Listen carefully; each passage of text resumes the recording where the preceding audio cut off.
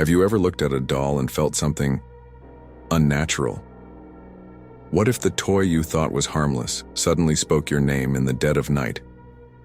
Ethan thought he received the perfect gift, a mechanical doll that spoke random phrases.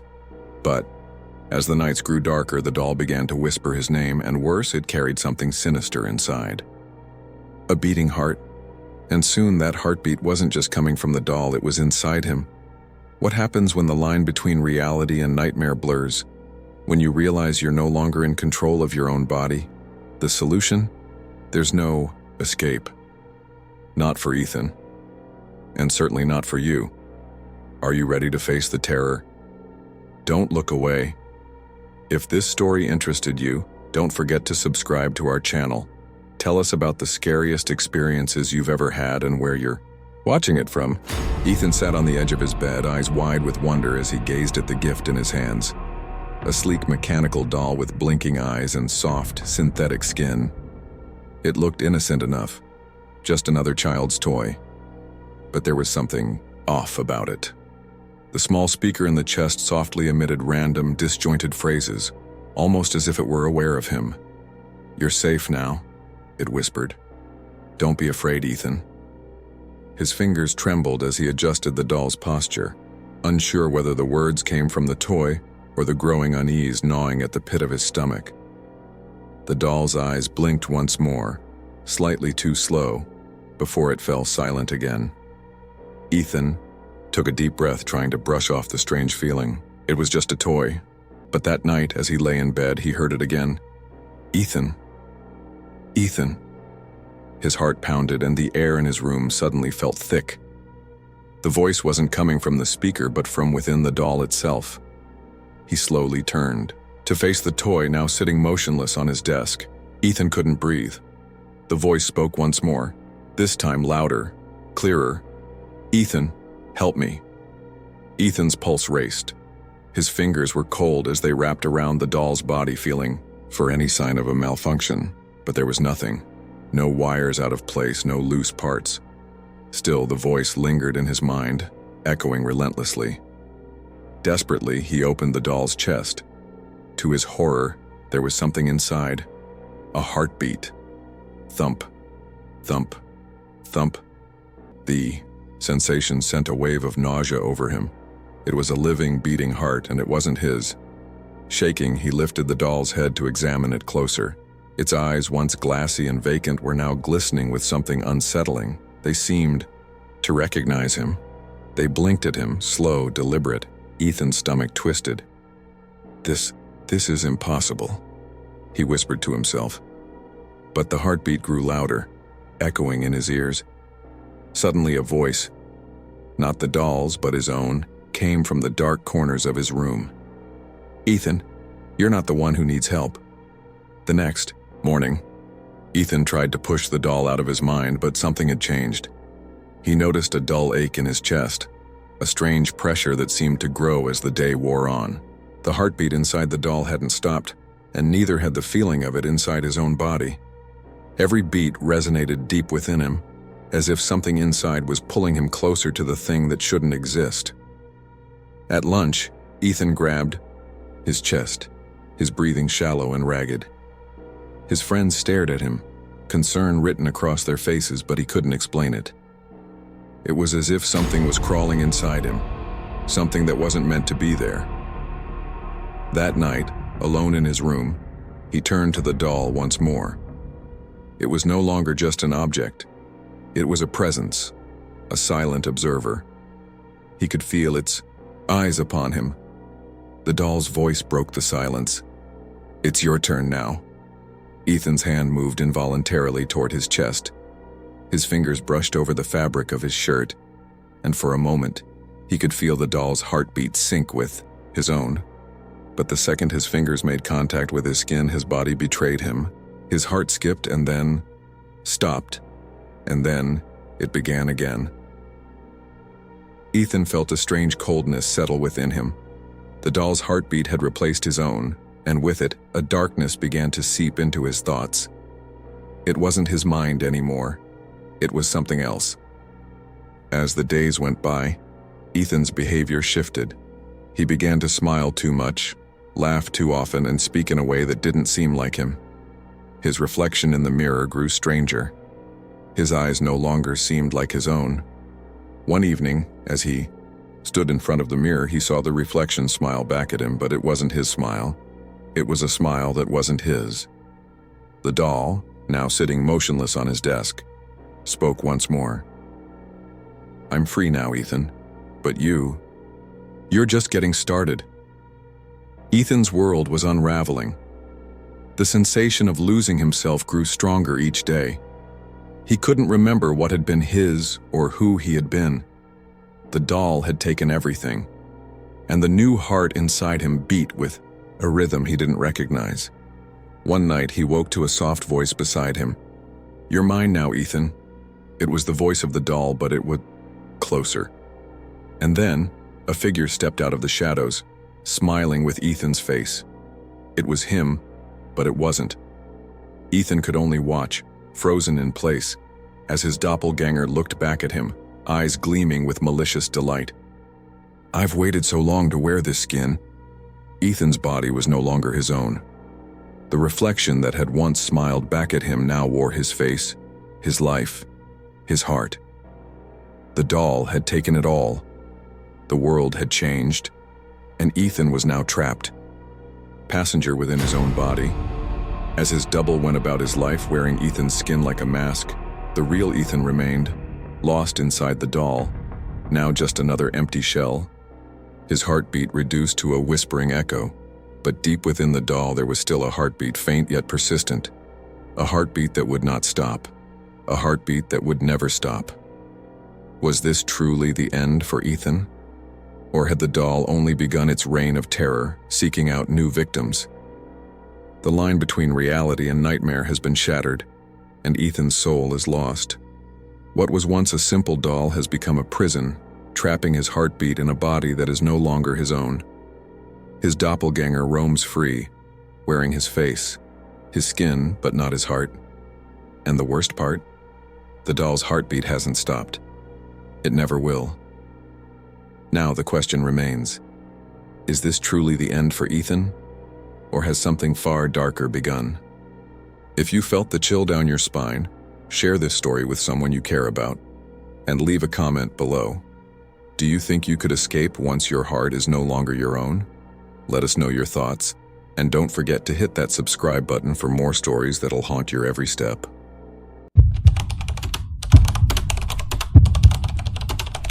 Have you ever wondered what it feels like to be watched even when you're alone? To feel the presence of something that shouldn't be there, something that knows you, and yet you don't know it?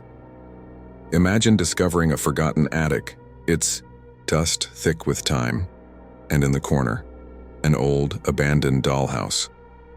But these dolls are no ordinary toys. They are alive, waiting for you. Isabel's life had always been normal, until she stumbled upon a secret buried in the silence of the attic. But some secrets aren't meant to be uncovered. The dolls, eerily lifelike, hold the key to a curse that stretches back through generations.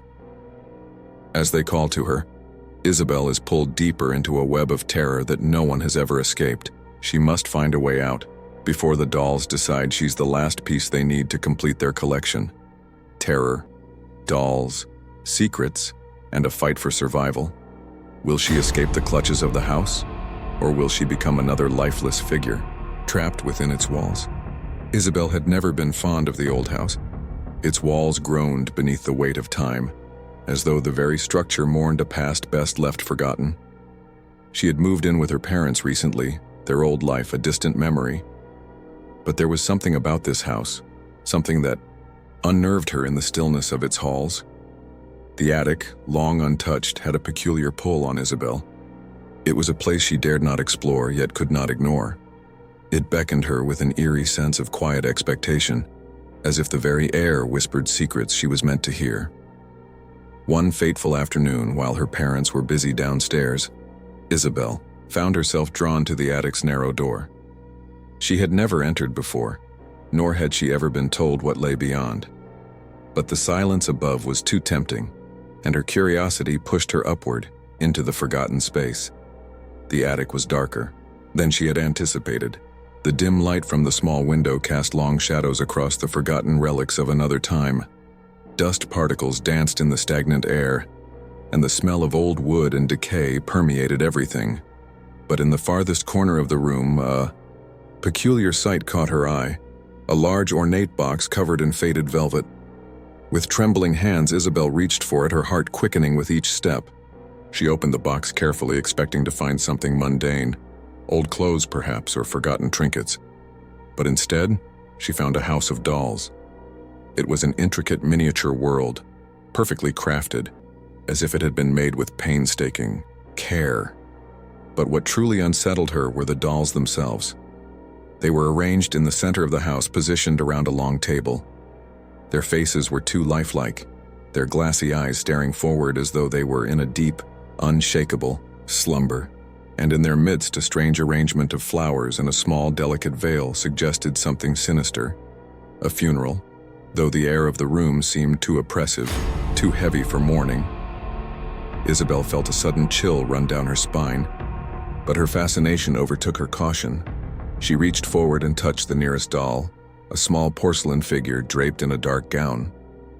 The moment her fingers made contact, the atmosphere in the room shifted. The creaking of the floorboards below seemed to echo louder than before, as though the house itself was reacting to her presence. The attic door slammed shut with a deafening bang, trapping her inside. Isabel's breath hitched. She turned to the door only to find it sealed tight, no escape in sight. The house seemed to grow quieter, as if listening, waiting. She felt something stir in the air, something that had been disturbed by her touch. As Isabel stared at the dolls, one of them, a small girl dressed in white, shifted ever so slightly, its eyes moving just enough to lock onto hers. It was as though the doll was alive. The floor beneath her creaked again, and from somewhere deeper in the house, a low whisper reached her ears. "You should not have touched her." Isabel's heart raced as she backed away from the attic's now closed door. Her breath felt shallow, her pulse quickening with every passing second. The doll's eyes, unblinking and piercing, seemed to follow her every move. She stood there frozen, unsure of what to do next. The whisper, faint at first, grew louder. "You should not have touched her." The voice was like a soft breeze, but the words, laden with something ancient and dark, reverberated through her bones. She swallowed hard, trying to steady herself. The house felt suffocating, claustrophobic, as though the walls themselves were closing in. The dolls, perfectly still, no longer seemed like mere figures. They were something more, something alive. And the house was watching her. In a feverish attempt to make sense of it all, Isabel began to search the attic for answers. She couldn't just leave. Something was pulling her deeper into this nightmare, and she couldn't ignore the haunting sensation that she was tied to this place in ways she could not yet understand. Her eyes were drawn to a small, tattered book in the corner of the room, half buried under layers of dust. She moved toward it, her hands trembling as she picked it up. The book was old, its leather cover cracked and brittle, the pages yellowed with age. She wiped away the dust and opened it cautiously. The handwriting inside was elegant but frenzied, as though written in haste. It belonged to someone named Madeline. The pages detailed the life of a woman who had once lived in this very house. Madeline had lost her daughters in a tragic accident, a fire that had consumed the family's home years ago. But in the pages of the book, Madeline spoke of a desperate need to keep her daughters close, to preserve them in some way. There were mentions of strange rituals, dark practices, and a house of dolls, each one an imperfect replica of the beloved girls. Isabel's stomach churned as she read on, the terror creeping into her thoughts. Madeline had believed that through these dolls, she could communicate with her daughters, even after death. She had created them as living effigies, hoping they would bring her solace. But the most chilling part of the book was a phrase repeated in several entries. "When the dolls speak, it is time to join them." Isabel dropped the book in horror, her fingers numb. She turned back toward the dolls, her eyes searching them with renewed fear. They were still, too still. As Isabel stood there, a strange sensation overcame her, a feeling that she was no longer alone in the room. Her gaze fell upon the doll she had touched earlier, the one with the dark gown. It had moved, ever so slightly, its hand now outstretched toward her as if beckoning her closer. The whisper returned, louder this time. "You are one of us now." The attic door, which had been securely shut just moments ago, creaked open slowly, revealing a shadowed figure standing in the doorway. Isabel's breath caught in her throat as the figure stepped into the light. An elderly woman, her face gaunt, her eyes hollow. She smiled eerily, her voice a low rasp. "Welcome to the funeral, my dear." Isabel recoiled from the figure in the doorway, her heart pounding wildly in her chest. The woman's smile never wavered, her eyes cold and devoid of any human warmth. The eerie, bone-chilling sensation that had plagued Isabel since entering the attic intensified, making her stomach churn with fear. The woman took a slow, deliberate step forward, and Isabel instinctively stepped back, her legs trembling. "You've come to join the others, haven't you?" The voice was soft, almost tender, but with an unmistakable undercurrent of something malevolent. Who are you?" Isabel whispered, her voice trembling with terror. The woman's smile deepened, and she tilted her head as though considering the question. "I am Madeline," she said, her voice almost a croon. "But in a way I have always been here waiting for you." Isabel's breath caught. She remembered the book, the name. This was the same Madeline who had written those frantic entries, the same woman who had turned her grief into a twisted obsession. Isabel's thoughts raced, but she couldn't move. She couldn't tear her gaze from Madeline, whose presence filled the room like a suffocating fog. "You touched one of my daughters," Madeline continued, her voice suddenly darker, more menacing. "And now you are bound to us, you are part of the funeral." Isabel shook her head, panic rising in her chest. No, I don't want to be part of this." She tried to back away, but her feet felt as though they were glued to the floor, the air growing colder with each passing moment. A sudden noise behind her made her turn sharply. The dolls, they had moved. They weren't still anymore. They were no longer merely lifeless figures. Their eyes were open, their faces turned toward Isabel, their lips twitching as though about to speak. The room seemed to warp around her, as if the very walls were shifting in response to Madeline's presence. The whisper returned, louder now, echoing from the walls, the ceiling, the floor. It was as though the house itself was alive, breathing, and it was calling her name. "You must join the others," the whisper said, each word dripping with malice. "You're one of us now." Isabel's head swam with dizziness. Her body felt heavier, as though the weight of the house was pressing down on her, pulling her deeper into its grasp. She closed her eyes, trying to block out the sight of the dolls, but the images only grew clearer. Dolls moving, dolls whispering, dolls watching her. With a surge of determination, Isabel forced herself to turn toward the attic window. She had to escape. She had to leave before it was too late. But when she reached for the latch to open it, her fingers grazed something cold and sticky on the glass. Her heart leapt into her throat as she looked down and saw dark, smeared handprints all over the window, handprints that were far too small to be hers. Isabel spun around in a panic, but Madeline was gone. The attic was empty. The dolls were still once more. And yet the air felt thick with an unseen presence, a suffocating weight pressing in from all sides. The door to the attic creaked open once more, this time on its own. Something, or someone, was waiting for her in the dark corridor beyond. She heard the whisper again, only this time it wasn't from the dolls, the walls, or even Madeline. It was from inside her own mind. "You belong to us now." Isabel's mind was in a whirl. Her pulse thudded painfully in her temples, and every breath she took felt colder, heavier. The whisper that had once come from the walls now seemed to echo within her own mind, twisting her thoughts into a fog of dread. The door to the attic was open wide now, its creak still echoing in the stillness of the room. The darkness in the corridor beyond seemed to stretch, unnatural and alive. Isabel's feet moved on their own, drawn toward the threshold as if some invisible force was guiding her.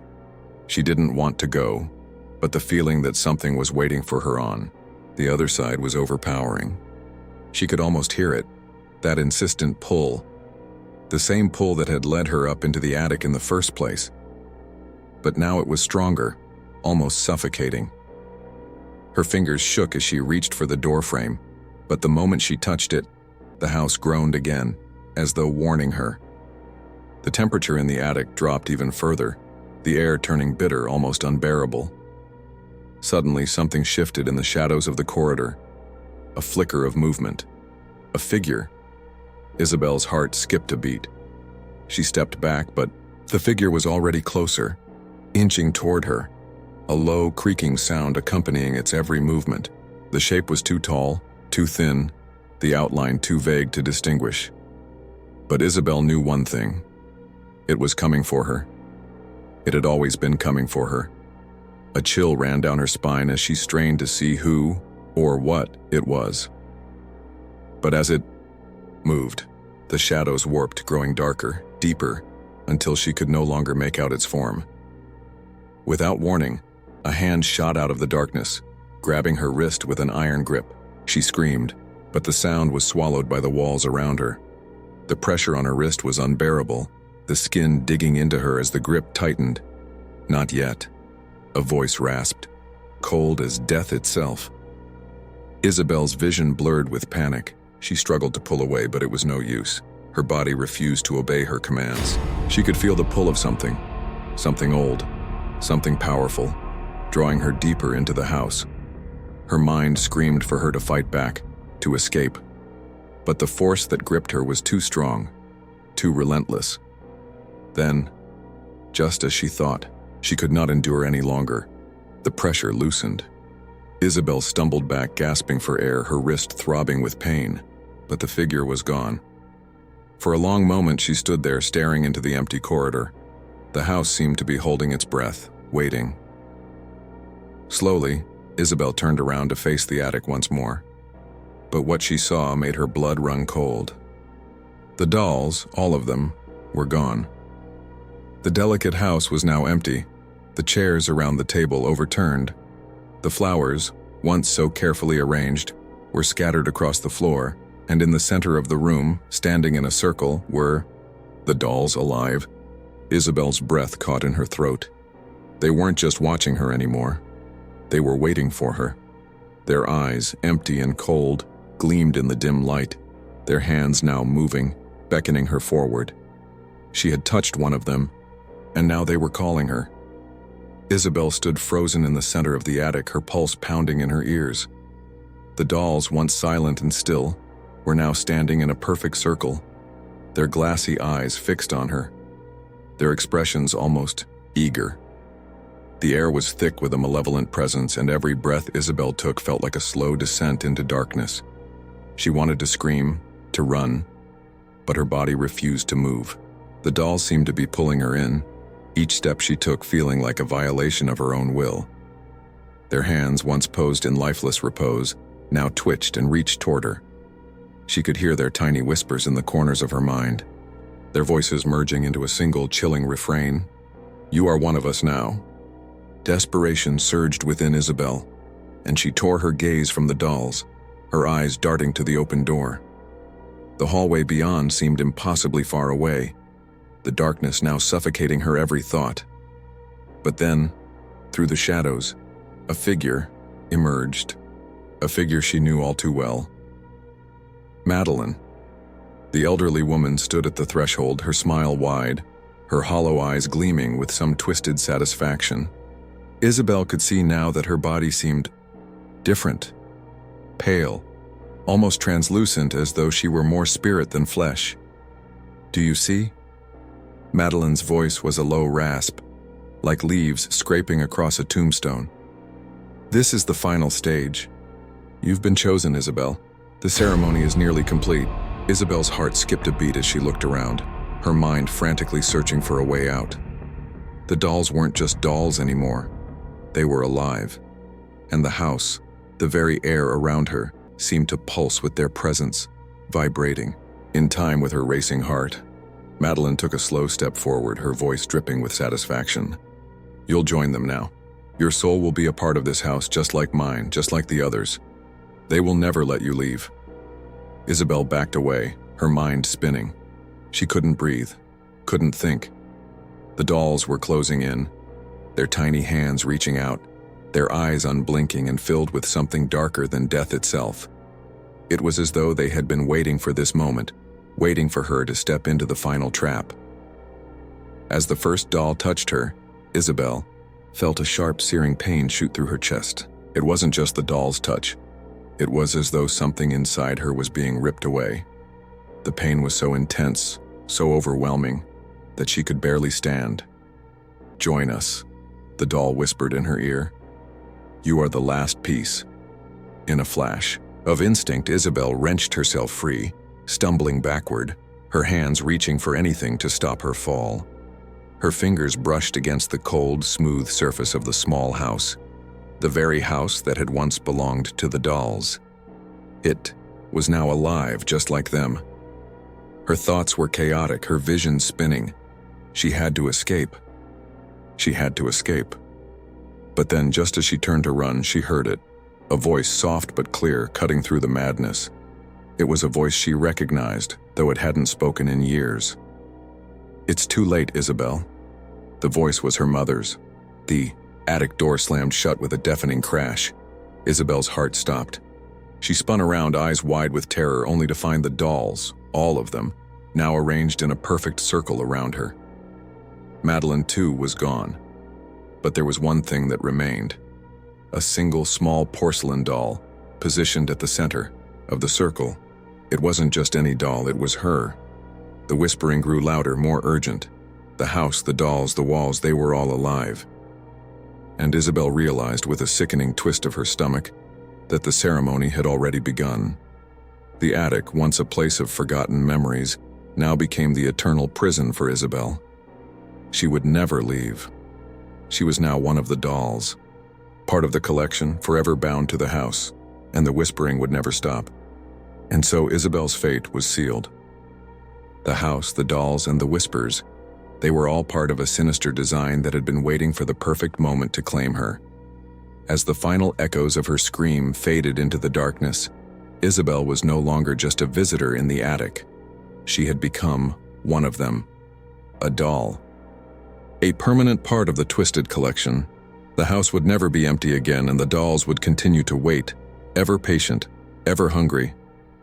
And perhaps, one day you too will feel the pull of the attic's dark secret.